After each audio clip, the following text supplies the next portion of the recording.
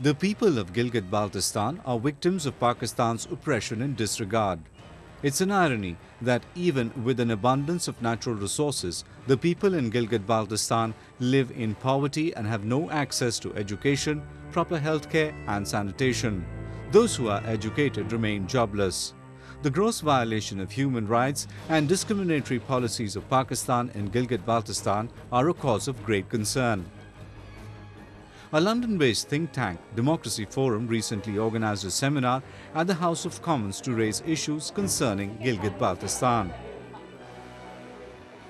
You get a level of education which isn't sufficient to get the sort of jobs, and so the young get disaffected. And I think with each generation that comes up, you have an issue of what are these young people going to do. And this is one of the grievances of the people living in the Gilgit Baltistan region, is that they don't have the facilities which other regions in Pakistan have. And certainly they look at the army schools, for instance, and they see those facilities, they look at the army hospitals, and they feel if you're not within the army, then you don't have these facilities. Since the annexation of Gilgit-Baltistan by Pakistan from the erstwhile princely state of Jammu and Kashmir, Pakistan has been exploiting its natural resources without giving anything back to the region. The rivers and glaciers of Gilgit-Baltistan continue to sustain Pakistan's agricultural needs.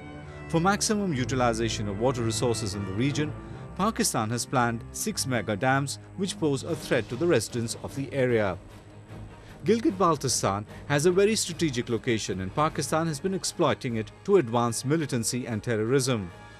Pakistani agencies have been misleading the people in terms of religion and race and have provoked sectarian conflicts among the Shias and Sunnis. Such provocations have invited mayhem and culminated in the slaughter of thousands of people at the hands of Pakistani terrorists and security forces. Right across, there isn't a big city now that hasn't been affected by bomb blasts, by terrorism. And so really much of Pakistan is struggling for survival in the face of different kinds of onslaught.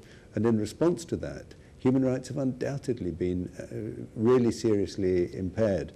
And people have lost their lives, people have been imprisoned and tortured. And that's also been true, as we know, in Gilgit and Baltistan. The people of Gilgit-Baltistan are fighting for their rights and seeking international intervention to ask Pakistan to withdraw its security forces and grant the people of the region absolute right over their land and resources. They also want the abolition of the Kashmir Council, a political tool of Islamabad that enforces veto power over the decisions of local judicial, political, economic and financial institutions. Think tanks worldwide strongly favor a Gilgit-Baltistan free from Pakistan's control.